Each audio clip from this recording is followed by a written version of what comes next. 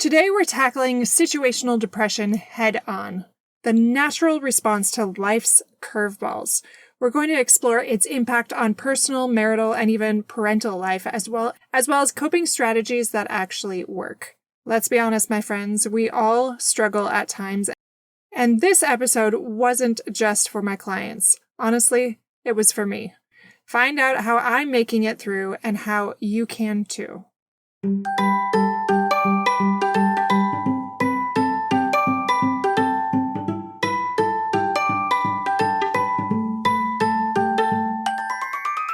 Hey parents, welcome to Fulfillment Therapy. Do you want to raise your kids better and have a stronger marriage? Are you up late at night researching marriage and parenting tools and self-care tips? Do you start each day hoping for deeper connections and less chaos, but it ends with family arguments and going 12 different directions again? My name's Kendra, wife, mom, therapist, and growth enthusiast.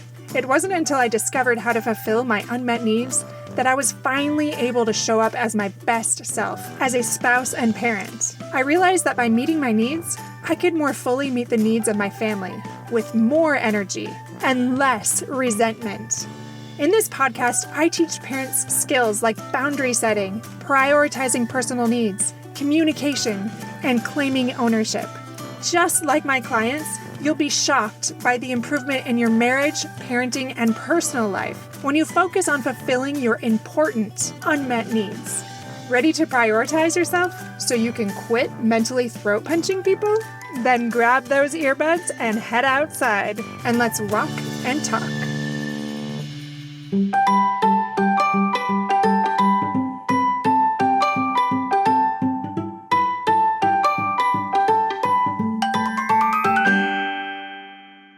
Welcome back to episode number 111, Life Lost Its Luster? Tackling Situational Depression in Ways That Work. My friends, this is a follow-up of our last episode that was all about navigating the unexpected trials that come our way. And this is kind of a follow-up or a step 2 to that because these things go hand in hand. And many of you may remember from the last episode that my husband lost his job and we are still managing the results of that. And as I'm going through these things, I'm reminded that I've seen my clients do these same things over and over again, and it reminds me to have more empathy. And I thought that these things would speak to you as well. Maybe your life has lost its luster.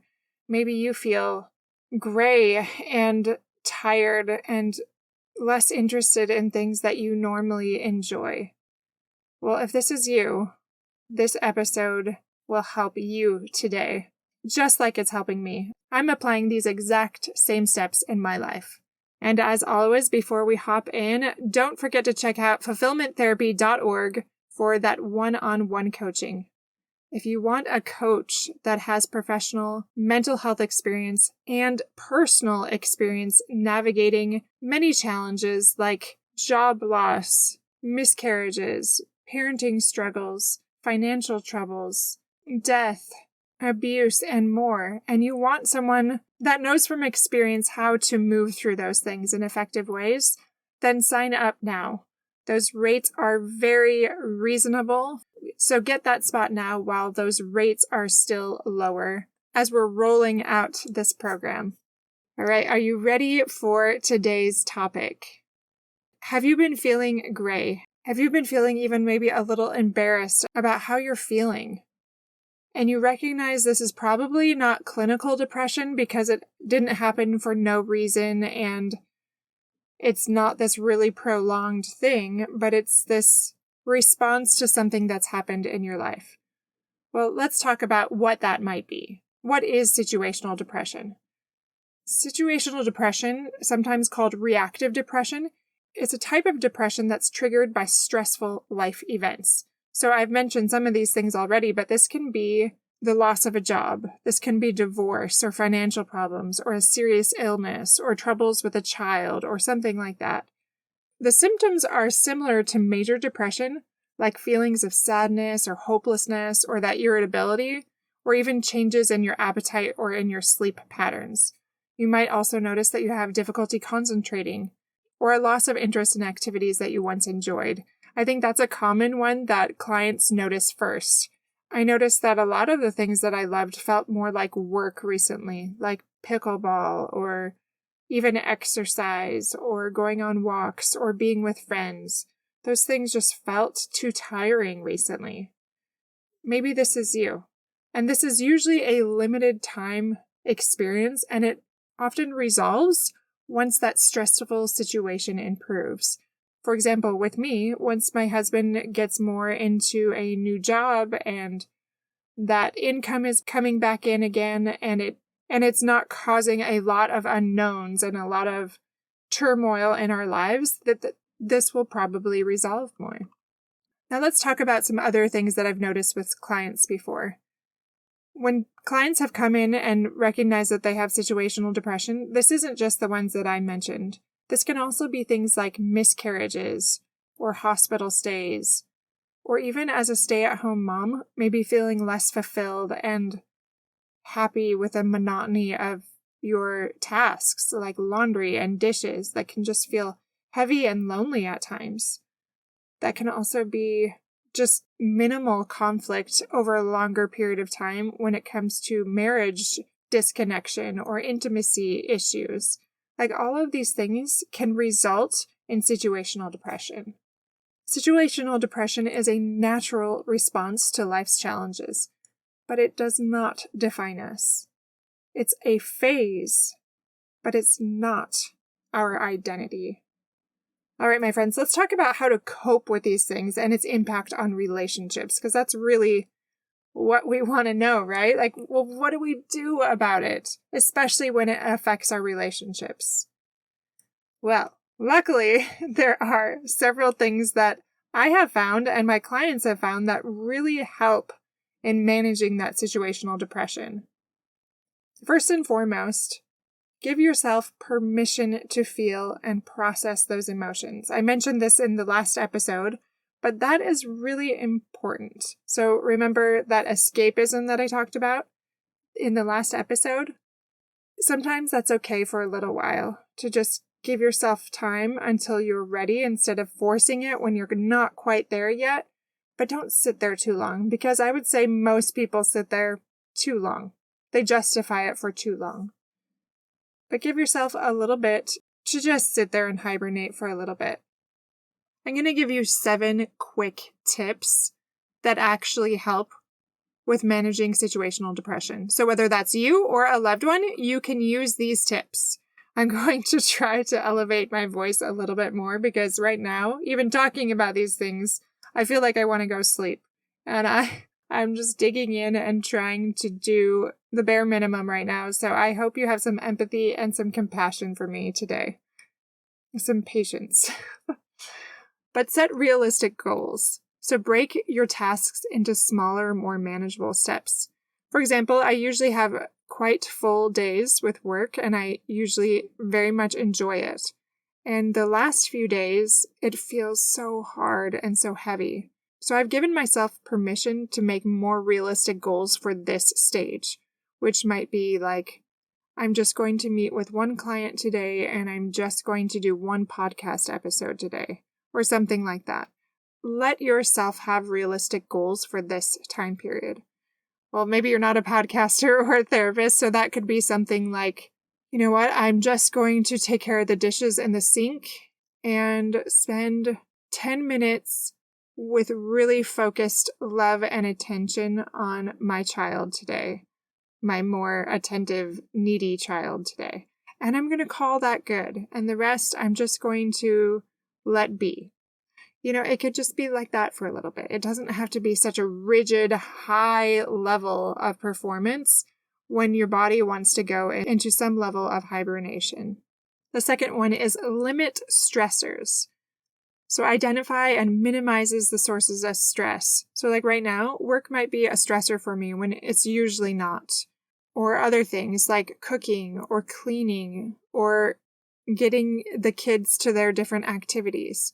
I could reach out for more support from neighbors, from friends, from people in my church, from my husband, all of them, and just be like, hey, I'm needing a little extra help this week. I'm just not feeling well. I'm not feeling like myself. Depending on who it is, you can offer more or less information and just say, is it okay if I get some extra support this week? I'm just not quite there, but I know I will be soon. I just need a little more TLC this week, a little more tender loving care. Number 3, engage in enjoyable activities. So maybe that's shifting. Like for me, I talked about working out and being with friends and exercising aren't as enjoyable as they generally are. So instead of forcing that square peg into that round hole, like a friend just recently said to me, I could instead have some more compassion and just be like, what is a floor goal instead of that ceiling goal? Okay, maybe those things feel too hard, but I can walk around the neighborhood with my daughter, or I can listen to music while I clean the kitchen. Like something, well, that's not as much as an enjoyable activity, but maybe it's, I'm going to go get an appetizer with my favorite person and we're going to sit outside. Something like that. Maybe you're not quite feeling it. There's some level of like, okay, I know once I'm there, I'm going to enjoy it. Number 4, practice mindfulness. I go back to this every single time and I'm almost sick of hearing it myself, but there's so many aspects of mindfulness that you can do. You can meditate, you can pray, you can reflect in a journal. You can just stay present and in the moment. You can do grounding techniques where you just notice the different things in the room. You can go on a gratitude walk. You can notice all the different senses in your body and just take note of them. There's lots of different ways to do this. All right, the next one, I'm going to stop counting them because I keep getting off. Maintain somewhat of a routine. So stick to as much as a routine as possible to give yourself that sense of stability during these times. So again, you don't have to be this high performer if you're always this high performer, but you can still get up at generally the same time and go to bed at about the same time and have dinner at the same time. Like try to have different things that are about the same so you don't get off track and just stay in bed all day. Okay, the last 2. Express yourself creatively. Sometimes this is when we create the most meaningful things, whether this be writing or painting or music to express our thoughts, our feelings, and that helps us cope with the stress. Now, a lot of you might say, well, I'm not really creative. This can be anything. Like this can be cooking, this can be baking, this can be graphic design work, this can be journaling, or whatever it might be. The last one is stay connected. So maintain those connections with supportive people who uplift you and who validate your feelings, that are not scared off by your sadness or you feeling your feelings, but they lovingly hear you and accept you and help you through that without that judgment. All right, those are really effective things. And these are things that help me. And then the last thing I would add to that is just patience and compassion. Okay, so you're not your best self right now. You're not nailing all of the things. And I encourage you to remember a child. If you have a child, think of your oldest child. Would you shame bomb your child for not being their best all the time? Would you shame them and ridicule them and harp on them if they're having a bad week because something terrible happened in their life? No, of course not. Don't do that to yourself. Give yourself that space to just normalize this experience and remember that it has an expiration date, first and foremost. This too will pass. So be patient with yourself. Okay, I also want to briefly talk about how this can affect marriage and parenting. It can put a strain on marriage and parenting and increase conflict, especially because people can take things more personally if you're feeling sad or irritated or annoyed, and it can create even more emotional distance. And then this in turn can impact that intimacy or that connection and that support that you might be seeking and hoping for. if you're a parent, this also might affect your ability to engage with your kids. Maybe you don't want to be around them as much because you feel more irritable, and it's more difficult to give that emotional support or that stability to your kids. And like I just mentioned a second ago, maybe your kids also sense that change in your mood and behavior, and they personalize it. They wonder what they did wrong. And it starts to affect, as I've even said the last episode, the family dynamic more. Like maybe there's more teasing, maybe there's more acting out, maybe there's more neediness. And then that in turn, once you recognize the connections, you might feel more shame or sadness that maybe it's your fault and you're causing this and you're terrible. And if you were a good mom or wife, you wouldn't be doing these things. Well, the key to this is to remember this is part of the human experience, and communication is crucial to getting through this. If you openly express your needs and seek that support, that will vastly minimize the effects in your parenting and marriage that are negative or adverse. Remember, in the midst of situational depression, it's okay to pause. It's okay to hibernate for a bit and focus on self-care. This is not a sign of weakness, but a path to resilience. I don't know if many of you remember the seasonal depression episode that I spoke to a couple months ago, but there were very similar elements in that as well. Okay, now how do we move forward? You can always seek professional help. You do those self-care activities that I mentioned, and you set boundaries. I also mentioned that last episode as well. Recognize that shame and let go of that self-judgment as you are healing, as you are being patient and loving to yourself. Also, when you are ready, implement those positive changes that will foster growth and resilience. Healing from depression requires compassion, patience, and proactive steps towards self-improvement. It's about embracing the journey of growth and then coming back stronger than ever before.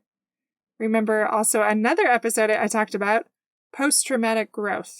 This is where that growth comes after these challenges that are part of life.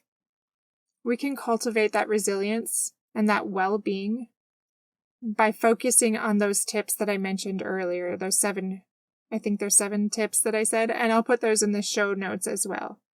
If you want to maintain that mental well-being long-term, there might be some other things to consider tweaking.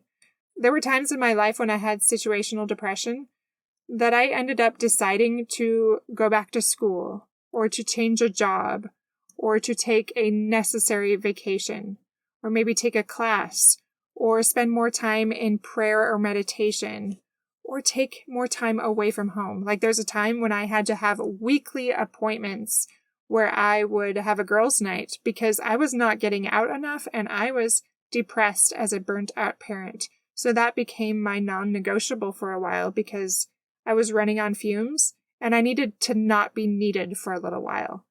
So instead of shaming yourself about this experience, get curious. Like, okay, I'm struggling right now. What need is not being met here?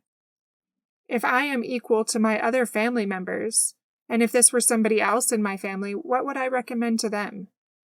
What is it that I need to thrive and become my best self? What is it that I need to find greater fulfillment? Allow this time for stillness to be a time for reflection, and then celebrate your progress. Even if it feels very slow, like a little snail, it is still progress, and this insight is going to be what helps you soar. So remember that this is a gift. I'm remembering all these other episodes that I did, but I also did one on the gift of depression. Well, this is what it is. It gives you insights that you couldn't have otherwise if you didn't allow yourself to slow down. Through the winters of our situational depression, we discover our strength and our capacity for growth. My friends, I wish you luck in your journey of navigating your own situational depression Or maybe it's not even for you, but for a loved one. Take these insights and these tips and use them. Utilize them. And that main takeaway is have compassion and patience for yourself on the journey. Until next time, my friends.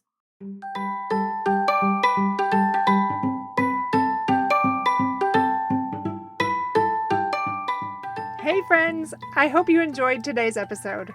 If you did, chances are someone else would too. Would you take 30 seconds to share this with a friend who's looking for greater family fulfillment? And while you're sharing, tell me what you think about the show by leaving a review on Apple Podcasts. It refuels me when I hear this podcast is helping you. No matter what your house or your hair looks like. I'll meet you back here every Monday and Thursday morning for more episodes. Until then.